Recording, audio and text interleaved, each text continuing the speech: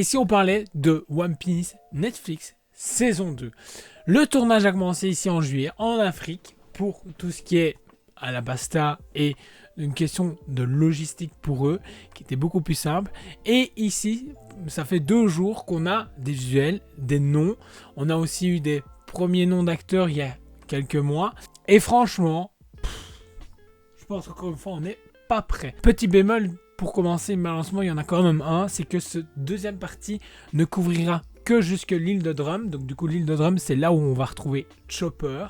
On en reviendra juste après, justement, sur Chopper. Et c'est un choix, justement, du showrunner parce que Netflix, à la base, avait demandé que la saison 2 couvre jusqu'à Crocodile, donc du coup, Alabasta. Sauf que lui, il a dit, écoutez, on peut pas zapper certains moments de l'anime ou du manga pour profit justement d'avancer plus vite, car il y a beaucoup d'éléments qui se mettent en place qui sont très très importants. Donc du coup, cette partie recouvrira Lockdown, le Cap des Jumeaux, Whiskey Peak, Little Garden et Twin Cap. C'est déjà très très bien, sachant tout ce qu'ils doivent faire. Déjà, on va découvrir les géants, on va arriver à Lockdown, donc là où a été justement malheureusement décapité notre cher Goldie Roger. On va découvrir des lieux qui sont plus en plus fascinants les uns que les autres. Déjà, on a eu un visuel pour justement Twin Cap Lighthouse, donc du coup là où va tout se passer au niveau du phare, et on va découvrir la Boune. La Boune, c'est une énorme baleine qui est au pied justement de cette falaise, et vraiment hâte de voir comment ils vont adapter ça. Bon, on se doute que ce sera de la CGI, mais j'ai hâte de voir l'interaction qu'il va avoir les acteurs avec la CGI. C'est là où on va voir si ils peuvent aller plus loin que leur imaginaire, donc ça va être vraiment cool. Ensuite, on a eu justement le visuel aussi de Lockdown. Alors franchement, l'ambiance a l'air d'y être. Hâte de voir ce lieu vivant, parce que pour l'instant c'est des photos sans personnages dedans, donc du coup difficile d'imaginer la vie qu'ils ont là-dedans, même si bon, on se doute un peu ce qu'ils vont pouvoir nous faire. Ensuite, il y a l'Hippomatsu Arm Shop, là où Zoro justement va acheter 2 nouveaux sabres. Alors ça aussi, c'est très important pour nous les fans en tout cas, d'avoir ce moment-là. C'est là où il va avoir 2 de ses armes les plus importantes, donc pour tout le reste de l'aventure. Et ensuite, on a eu un premier visuel pour l'île de Drum, qui est hyper fidèle par rapport au manga. Voilà, je veux dire, là, il y a l'ambiance. Et hâte d'en voir plus, parce que c'est énormément de choses. Or, on a eu énormément d'acteurs, vous les avez tous ici, tous hyper bien choisis. Franchement, je trouve que tout le casting, encore une fois, Oda a géré. Parce qu'il faut savoir qu'encore une fois, Eiichiro Oda, l'auteur de One Piece, supervise tout. Il le dit même dans un communiqué qu'il est hyper chiant à ce niveau-là, parce qu'il veut tout contrôler. Et il remerciait le showrunner et Netflix d'avoir ce droit de regard, que malheureusement beaucoup d'auteurs n'ont pas cette chance-là, mais bon, c'est One Piece, donc du coup ils n'ont pas trop le choix. L'actrice qui incarne Vivi a été aussi montrée, a fait beaucoup de débats parce que, fille de couleur, mais c'est tout à fait logique, sachant dans le lieu où ça se passe, c'est dans le désert, donc palette blanche comme un cul, c'est pas Blanche-Neige, donc ça passe. On a eu aussi les 2 acteurs qui étaient très attendus. On avait Smoker, vraiment cool, hâte de le voir juste maquillé et en costume.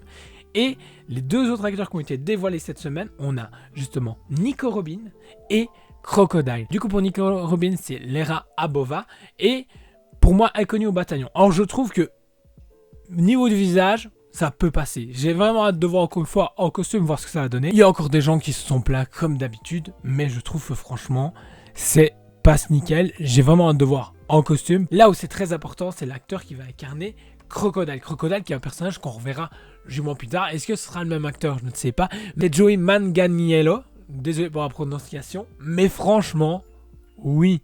Alors, j'adore cet acteur pour ce qu'il peut incarner par moment. Il peut être le mec complètement détestable, comme le mec hyper fun comme dans I Met Your Mother, ou le Deathstroke qu'on n'a jamais eu malheureusement dans le DCU. Mais lui, en tant que Crocodile, en plus, quand il a les cheveux longs, semi-longs, mais oui, en fait, jamais de ma vie j'aurais pensé à lui, personnellement.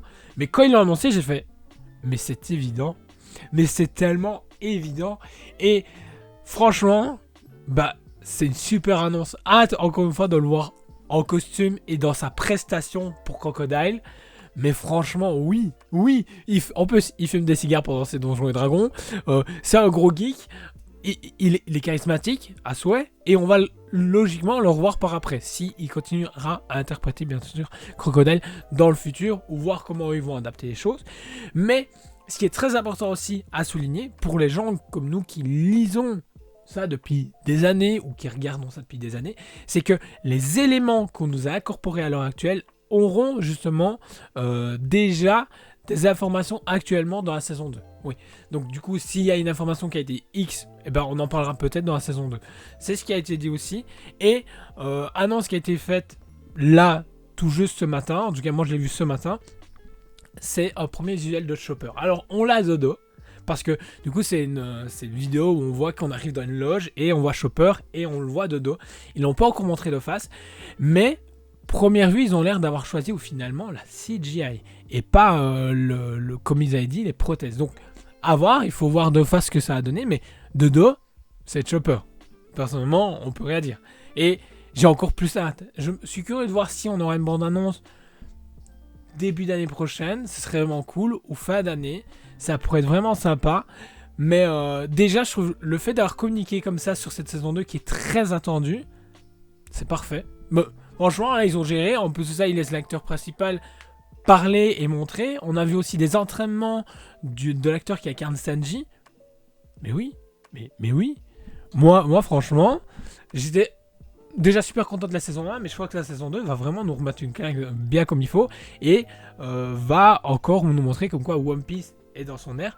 Alors, j'ai entendu dire aussi des rumeurs comme quoi la saison 2 et 3 seraient tournées en même temps, donc 3 qui couvrirait tout Alabasta. Je pense que c'est qu'une rumeur parce que j'ai pas vu d'informations fixes, mais là, effectivement, ils vont devoir peut-être accélérer le pas sur certains tournages parce que malheureusement, les acteurs ils étaient demandés à gauche et à droite. L'acteur de Ace est toujours inconnu au bataillon. J'espère toujours que ce sera l'acteur principal justement de Cobra Kai, j'ai oublié son nom, qui jouera Ace parce qu'il a la tête pour jouer Ace. Il faut juste qu'il prenne du muscle et ce sera bon, on sera parti. En plus, je les vois bien. En plus, ils ont fait une vidéo justement où on les voit côte à côte, dos à dos. Et dans la tête, ça fait Luffy et Ace d'office. Ils sont obligés. J'espère. On verra de toute façon. Ils donneront plus d'informations prochainement. Donc voilà, n'hésite pas à me dire ce que toi tu en penses justement de ces annonces pour cette saison 2 de One Piece sur Netflix. Franchement, j'ai hyper hâte et plus en plus impatient de découvrir tout le monde en costume, voir ce que ça va donner et l'ambiance que va être sur le tournage. Franchement, ça va être peut-être même mieux que la saison 1. La saison 1 était déjà terrible, la saison 2 va être vraiment cool. Donc si tu as aimé cette vidéo, n'hésite pas à la liker, la partager aux fans de One Piece, aux gens qui ont aimé la série Netflix et qui ont envie d'avoir cette information, de t'abonner si ce n'est pas encore fait. Et on se retrouve très vite pour une prochaine vidéo.